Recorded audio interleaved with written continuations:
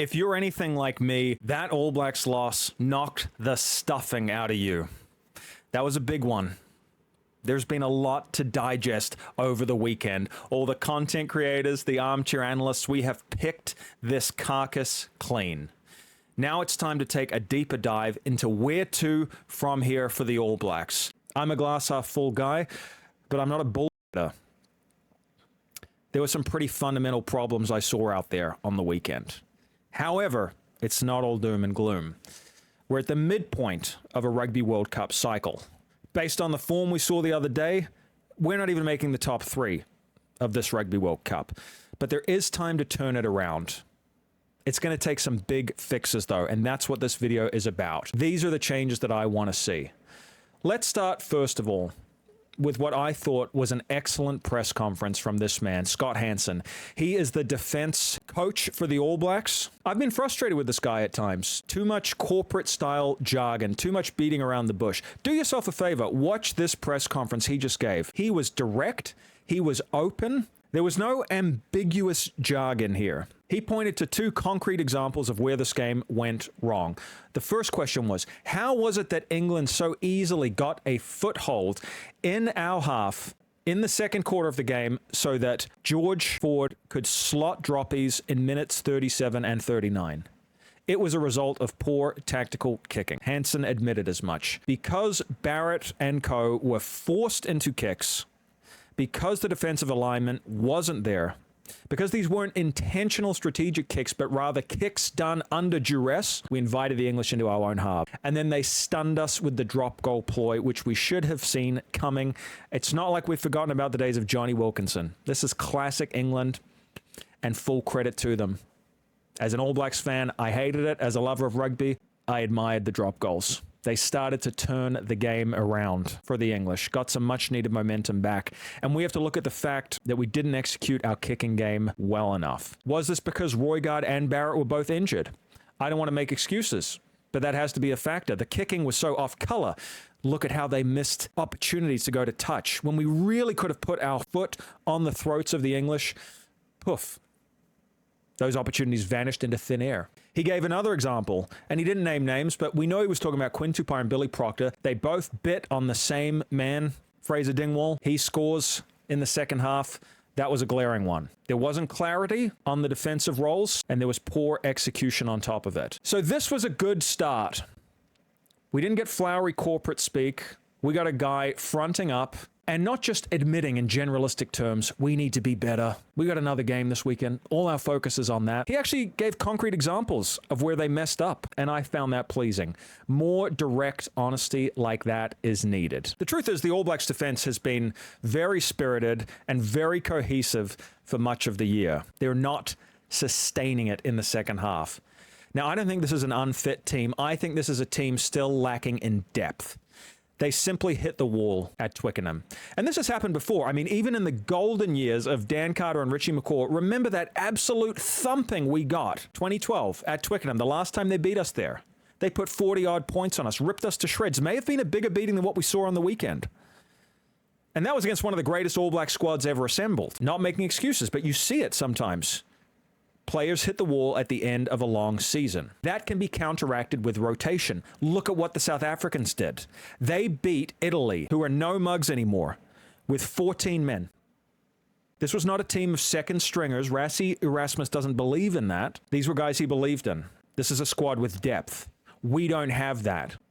The truth is we hit the wall because typically a game like Scotland, we would have rotated more and we couldn't afford to do it. We had to play our A-listers.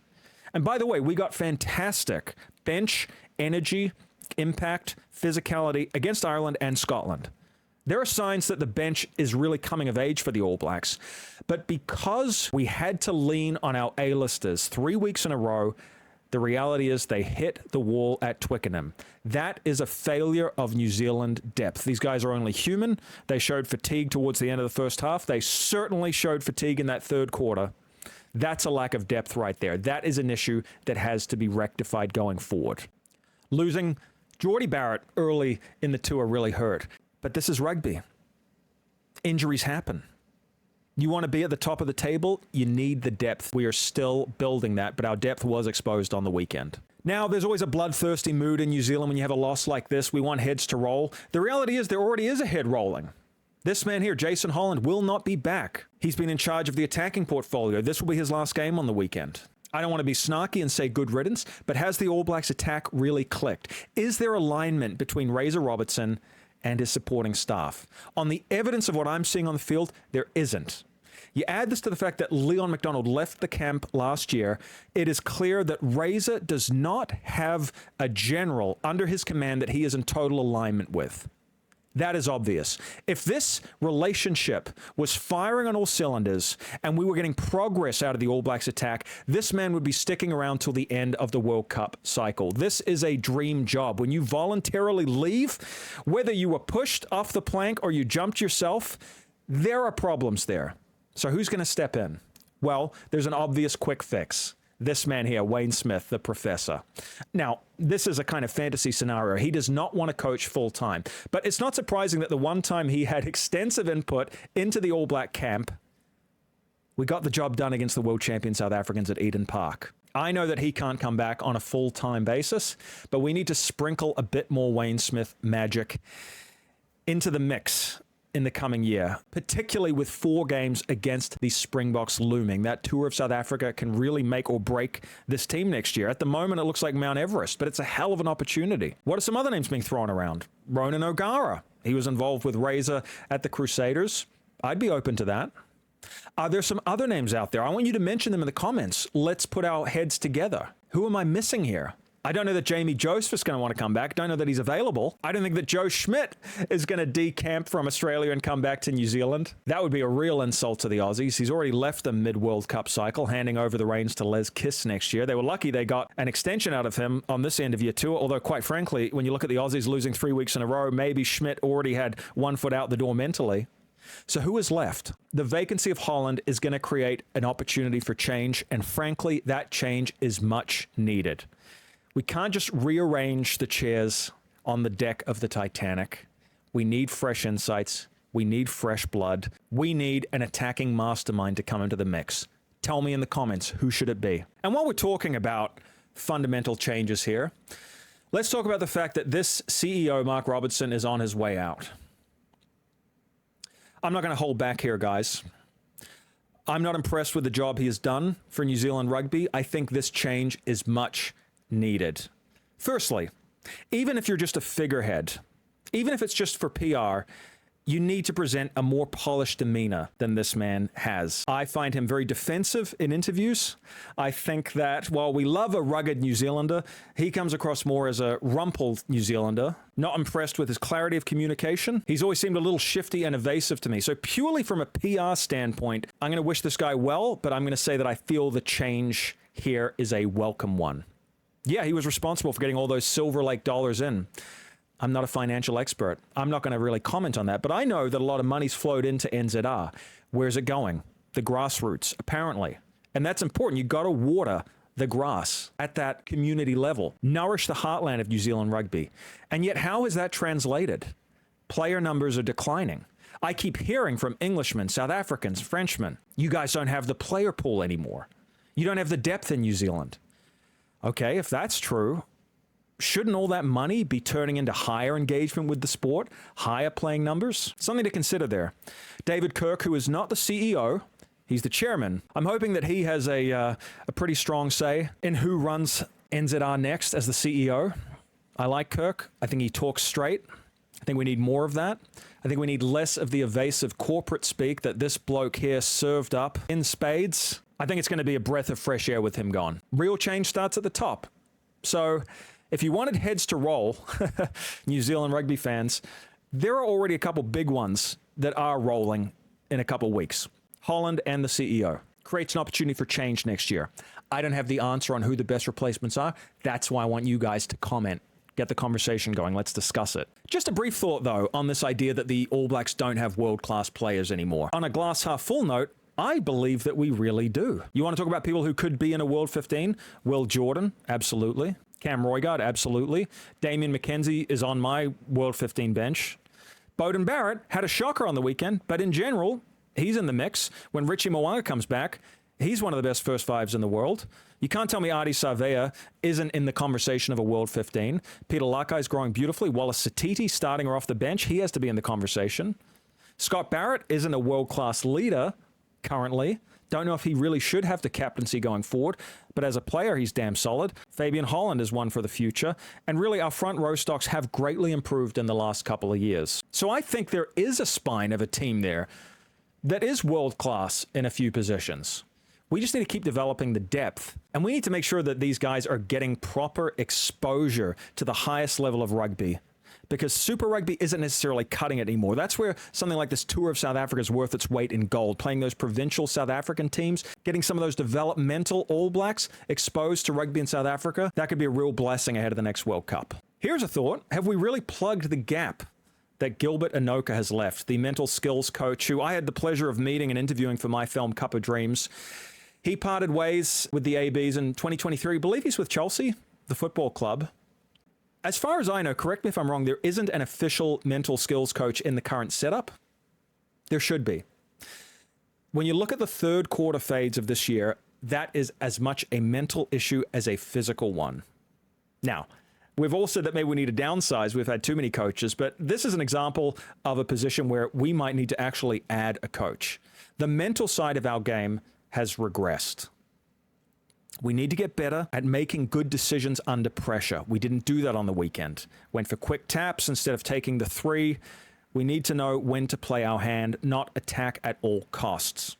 We also need to know how to bounce back better when inevitably the opposition comes at us. There were signs that we could do that when we played Ireland in Chicago and Scotland at Edinburgh, but a lot of it went out the window against England. So I'm just saying, if I believe that we have the playing stock there, and I do, you got to look at some of the coaches and areas of support that are needed. That bump from Ollie Lawrence on Leroy Carter is living rent-free in my head. Now, I rate Carter. He is a fantastic player. He offers a lot on attack. But clearly, we're going back to the days of might is right. You look at the way that South Africa is holding their spot at the top of the world rankings. You look at the fact that England is now deservedly at number 3. There are big bodies in those teams. And at the moment, the All Blacks, who are a scintillating running, passing team, are losing the physical battle. And when you look at the back lines on the weekend, some of our undersized players were exposed. Now, I'm not saying that Tavatavanawa is the answer, but I'm saying we need to look next year at players with this kind of physicality and profile. Lester Fainganuku looked really good in the midfield for us, getting us over the gain line. I don't want to see All Black backs getting bumped off. And frankly, we might need to upsize our wings a little bit. It works for South Africa having Cheslin Colby and Curtly Arendse out there. Not necessarily working for us. I think our team might need to get a little bit bigger next year. This just seems to be the trend line of where rugby's going. It's a kicking game. It's a physical collision game right now. We have to adapt to the times. And while we're at it, we need a few more tricks up our sleeves. We need different ways to turn the momentum around, and it's not always going to be from earning a scrum penalty, kicking for the corner, winning a line out, getting a rolling maul going. At the moment, that seems to be our go-to ploy. Sometimes we need to know when to take the 3. And that means having a sharpshooter out there. Beauden Barrett clearly isn't that in terms of goal kicking. Geordie Barrett and Damien McKenzie are better, but sometimes it's reminding me of the bad old days of Carlos Spencer taking the kicks at goal, where we just thought, that's okay, we're going to miss a bunch of kicks at goal, but we're going to score enough tries to compensate. That's not going to work. We need another deadly goal kicker or 2 in our squad if we're going to make a real run at this World Cup. And we also need guys that can slot the drop goal. This is not something that's beyond New Zealanders. Take a look at this picture. Dan Carter turned games around twice, semi-final and final of the Rugby World Cup in 2015 with beautifully timed, accurate kicks at goal. This didn't come naturally to him. He was always an attacking 5'8". His first instinct was to run and pass. But he learned how to do it, and boy, was New Zealand better for it. Let's get some more tricks here. And if that means being boring or traditional, so be it. We need to be able to play boring traditional rugby. Because guess what? Razzle-dazzle, keeping the ball alive, touch rugby-style rugby, it's not winning us the big games, okay? That is the stark reality that we saw at Twickenham. We saw it in Wellington, and we saw it in Buenos Aires. These old dogs need to learn some new tricks. And finally, just a little conspiracy theory. Was there some illness in this team? I mean, don't get me wrong. I think even if we're at full strength with no injuries, England was going to be too good for us the other day. But you just wonder if Holland's illness spread a little bit. To me, Beauden Barrett, apart from his leg injury, looked sick as a dog out there. Or maybe I just felt sick as a dog watching that performance. Whatever the case is, we need healthy bodies out there. We need an injection of younger players against Wales, build a bit of depth. This is a great opportunity this weekend to do that. I'll be back to break down the team, but I just want to give you guys some initial thoughts coming out of the weekend, do the full post-mortem on this English All Blacks game. The Grand Slam is over. It's behind us. Let's focus on finishing the season against Wales and then making some real and lasting changes so that we actually have a shot of competing at this next Rugby World Cup. Guys, send this video to someone who loves rugby, like, subscribe, and I'll be back for another one real soon. Until then, take it easy. Bye for now.